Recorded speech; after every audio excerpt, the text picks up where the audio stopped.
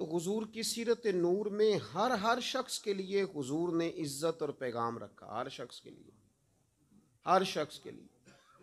आप कभी गौर करें तो नबी पाक अलैहिस्सलाम की खिदमत में जानवर भी आके अपने दुख सुना जाया करते हैं, और नबी पाक अलैहिस्सलाम ने जानवरों के हुकूक मुस्तकिल बुनियादों पर बयान फरमाए।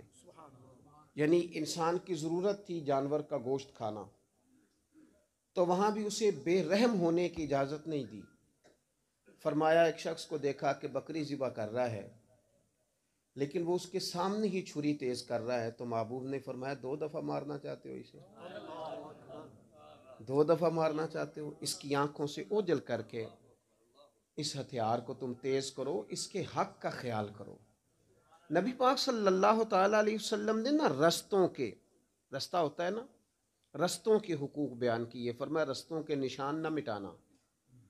लिखा होता है ना हमारे यहाँ फैसलाबाद इतने किलोमीटर और शेखुपुरा इतना किलोमीटर, तो उसके ऊपर इश्तिहार नहीं लगा देना चाहिए। हुजूर ने मना फरमाया रस्तों के निशान मिटाने से। नबी पाक सल्लल्लाहु अलैहि वसल्लम ने रस्तों के हुकूक बयान किए, रस्ते कुशादा करने का कहा। रसूल पाक सल्लल्लाहु ताला अलैहि वसल्लम ने लोगों को आसानी फराहम करने की बात की। हमारा ये माहौल बन गया है कि हमें ना हमारे घर के अंदर एक सबक दिया जाता है, फिर हम किसी जगह वाबस्ता होते हैं तो वहाँ भी असबाक पढ़ाए जाते हैं। अब लोग इरादत और अकीदत के नाम पर भी लोगों को कायल करते हैं कि मेरे सिवा कहीं और ना जाना। अजीज़ भाइयों, वुस्सत ज़हनी, अगर आप बच्चों को ये बात बता देंगे ना कि सिर्फ तूने अपना सोचना है, अपने बच्चों का सोचना है, अपने घर का सोचना है, तो उनके ज़हन छोटे हो जाएंगे। अगर अल्लाह ने उन्हें बड़ी सलाहियत भी दी होगी तो वो मुल्क के लिए कुछ कर नहीं सकेंगे, मिल्लत का कोई काम नहीं कर सकेंगे। बड़ी सोचें, वुस्सत, आपका मिजाज इस तरह का हो कि आप ये महसूस करें कि मैं तो मिली काम करूंगा, मैं बड़े बड़े कारनामे सर अंजाम दूंगा। आप देखें ना, अगर कुछ आदमी छोटी बात करता था ना तो हुजूर उसके मुकाबले में उसे एक बड़ी बात इरशाद फरमाते। हज़रत सुराका बिन मालिक जब कलमा नहीं पड़ा था तो फरमाते हैं कि अबू जाल ने ऐलान किया कि जो हुजूर को माज़अल्लाह गिरफ्तार करेगा 100 सुर्ख ऊँट दिए जाएंगे।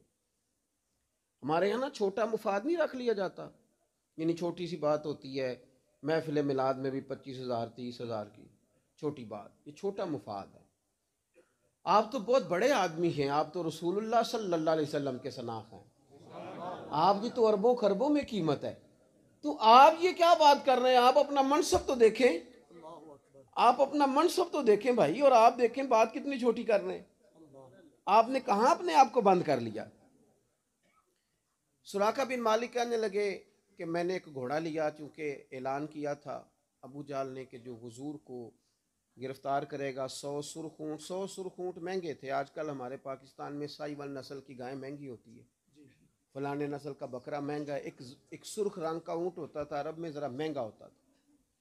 कहते मैं 100 सुर्ख ऊँटों के लालच में हुजूर अलैहिस्सलातु वस्सलाम की तरफ बढ़ा। मैंने हुजूर को एक जगह पा लिया, हिजरत के लिए तशरीफ़ ले जा रहे थे। सरकार ने ज़मीन को हुक्म दिया, अल्लाह की कुदरत, हुजूर का मोजज़ा कि मेरा घोड़ा ज़मीन में धंसने लगा। मैंने हुजूर से माफ़ी चाही कि हुजूर माफ़ कर दें, अब नहीं आपकी तरफ बढ़ता। हुजूर ने माफ़ भी कर दिया। मेरे ऊपर फिर गलबा हुआ नफ्स का, मैं फिर आगे बढ़ने लगा, फिर मेरा घोड़ा ज़मीन में धंसने लगा। 3 दफ़ा मैंने माफ़ी मांगी, 3 दफ़ा हुजूर ने मुझे माफ़ किया। अब मेरे दिल ने गवाही देनी शुरू कर दी कि ये अल्लाह के सच्चे रसूल हैं। अब मैं जब हुजूर की तरफ ईमान के इरादे से बढ़ रहा था तो मेरे जहन में थे सुर्ख ऊँट। आपकी तवज्जो है मेरी बात पर? मेरे जहन में थे सुर्ख ऊँट 100। हुजूर ने मुझे फरमाया उस वक़्त की सबसे बड़ी ताकत, जो बड़ी सल्तनत थी, वो कैसर रूम की थी, और वो हाथों के अंदर कंगन पहनता था सोने के, और पूरी दुनिया में उसके कंगन मारूफ थे। यानी सबसे बड़ी सल्तनत का सबसे बड़ा बादशाह, ज़ाहिरी तौर पर बड़ा आदमी। कहते जब मैं हुजूर की तरफ बढ़ने लगा तो करीम फरमाने लगे, तो 100 सुर्ख ऊँटों के लालच में आ गया है और मैं तेरे हाथों में किसरा के कंगन देख रहा हूँ। सबसे बड़ी हुकूमत के सबसे बड़े आदमी के कंगन लेने, इतनी छोटी सी बात, 100 सुर्ख ऊँट। हुजूर ने ज़ौक़ बदल दिया, अंदाज बदल दिया। नबी पाक सल्लल्लाहु अलैहि वसल्लम ने कहा कि तू मतलब सिर्फ यही है, इतनी बड़ी बात कर दी, कहते मैं कलमा पढ़ गया, अल्लाह ने तौफीक दे दी, इको ज़रा कम कर दे। कहते मैं मुसलमान हो गया सरकार। अब हुजूर ये वादा कब कर रहे हैं? ये नौजवान बच्चे ज़रा मेरी बात पे गौर करें। सरकार मक्के से निकल रहे हैं, मदीना शरीफ अभी पहुंचे नहीं, एक गांव पर भी इस्लाम की हुकूमत नहीं, लेकिन महबूब वहां भी जब बात करते हैं तो सल्तनत फतह करने की बात करते हैं। ये छोटी छोटी बातें जो ना, सतही सी बातें, घर बनाऊंगा, बच्चे पालूंगा, प्लाट खरीद लूंगा, बड़ी गाड़ी, ये तो बड़ी सतही सी सोच है। मुसलमान की कभी ये सोच होती है? इकबाल कहते हैं बाजू तेरा तौहीद की कुव्वत से कभी है, क्योंकि इस्लाम तेरा देश है और तू मुस्तफवी है। बड़ी सोच अपनी तबीयत में पैदा की जाए। नबी करीम सल्लल्लाहु ताला अलैहि वसल्लम ने इरशाद फरमाया कि नारे तकबीर, अल्लाहु अकबर, नारे रिसालत,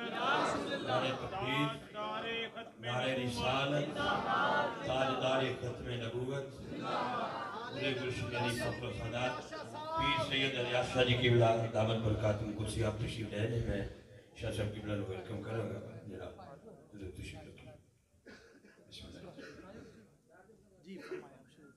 जी, मैं जल्दी से बात करना चाह रहा हूँ चूँकि नमाज का मामला है। आप हज़रात तवज्जो फरमाएंगे। अब हज़रत सुराका बिन मालिक कहते हैं मैं मुसलमान हो गया, मैंने कलमा पढ़ लिया। अब वक्त बदले, सरकार मदीना तय्यबा तशरीफ़ लाए, मक्का फ़तह हुआ, सरकार का विसाल हो गया, पर वो कंगन नहीं अभी आए।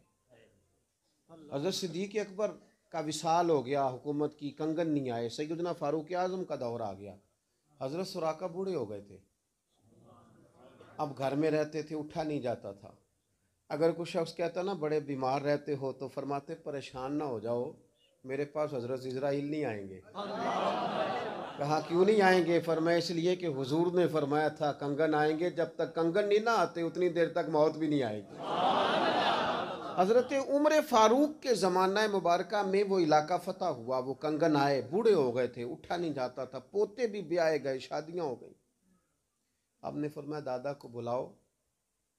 उन्होंने कहा हज़रत अब तो बहुत बूढ़े, उठा नहीं जाता। हज़रत उमर रो पड़े, फरमाने लगे कान में एक दफ़ा कह देना सुराका कंगन आ गए। मेरे महबूब का वादा तकमील को पहुंचा, कह देना कंगन आ गए, फिर देखना कैसे उठते हैं। कहते हैं बस जब उनके कान में कहा तो यूं लगा जैसे रब ने जनाबे जुलेखा को जवानी अता कर दी। उठे वो और उन्होंने बिस्तर छोड़ा। कहते हैं नबी पाक सल्लल्लाहु अलैहि वसल्लम की वो पेश गोई, हुजूर सैयद आलम की वो गैब की खबर पूरी हुई। जनाब सुराका के हाथों में कंगन आए।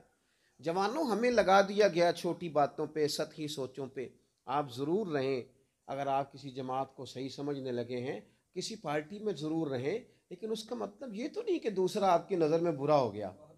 आप अपने कबीले के अंदर रहते हुए दूसरों को इस कदर ज़्यादा आप गिरोह के कायल हो जाएं कि आपको रोज़ लूटा जाए, कभी बरादरी के नाम पर, कभी इलाके के नाम पर, कभी कबीले के नाम पर। इससे थोड़ा ऊपर उठें, सोचों को थोड़ा बड़ा करें। नबी पाक सल्लल्लाहु अलैहि वसल्लम ने फरमाया मैंने जाहलियत की रस्में अपने पैरों तले रोन दी हैं। अब कोई ऐसी जाहिलाना बात ना करे कि मैं फलां कबीले से और मेरा कबीला बड़ा है। खुदा के बंदो, अल्लाह की बारगाह में अगर कदर है तो वो तकवे की है। अपने जहनों में वुसअत, दिलों में बड़ापन, मिजाज के अंदर आप देखो, इंसानों में कमजोरियां भी होती हैं। ये नहीं हो सकता कि सारे लोग ठीक हो जाएं। इंसानों में कमजोरियां भी होती हैं, लेकिन हमारा बड़ा अजीब मिजाज है ना। मुझे सबसे ज़्यादा अपनी कमजोरियों का पता है, लेकिन अपनी सारी कमजोरियों का पता होने के बावजूद अपने आप से प्यार है। और दूसरे का पता भी है तो एक आध का ही पता है ना। अपनी सारी का पता होने के बावजूद अपने आप से प्यार है, और किसी की एक दो का पता चल जाए तो यूं ना करें। दिल थोड़ा बड़ा, जहन थोड़ा वसी। एक शख्स को सजा दी गई, उन पर हुक्म हद लगाई गई, उनका विसाल हो गया। यह आपको सियासता में हदीस मिलेगी। उनका विसाल हुआ, उन पर बाकायदा हद लगी। ऐसा जुर्म था जिसकी बुनियाद पर हद लगाई गई, और उस इस्लामी सजा के नतीजे में वो विसाल कर गए। तो नबी करीम अलैहिस्सलाम गुजर रहे थे तो कुछ लोगों ने कहा देखो कितना बड़ा जुर्म करके दुनिया से गया है। मेरी बात की समझ आ रही है आप? हुजूर ने हद लगाई है, उनका विसाल हो गया, देखो कितना जुर्म करके दुनिया से गए। तो नबी पाक सल्लल्लाहु अलैहि वसल्लम ने फरमाया तुम उसकी ग़ीबत कर रहे हो, मुर्दा भाई का गोश्त खा रहे हो, और वो जन्नत की नहरों में गोते लगा रहा है। तुम अभी तक यहीं अड़े हुए हो। तुम अपने ज़हन को बड़ा क्यों नहीं करते? जब रब माफ़ कर देता है तो तुम्हें भी ज़हन बड़े कर लेने चाहिए। अपनी तबीयतों में वुसअत लाएं। हमारे बुजुर्ग हमें कहते हैं कि 14 तबक मेरे दिले दे अंदर ते मैं तंबू वांगू ताने हूँ, दिल दरिया समुद्रों डूंगे कौन दिलां दियां जाने हूँ। आप थोड़ी सी तबीयतों को जब वसी कर लेंगे, देखें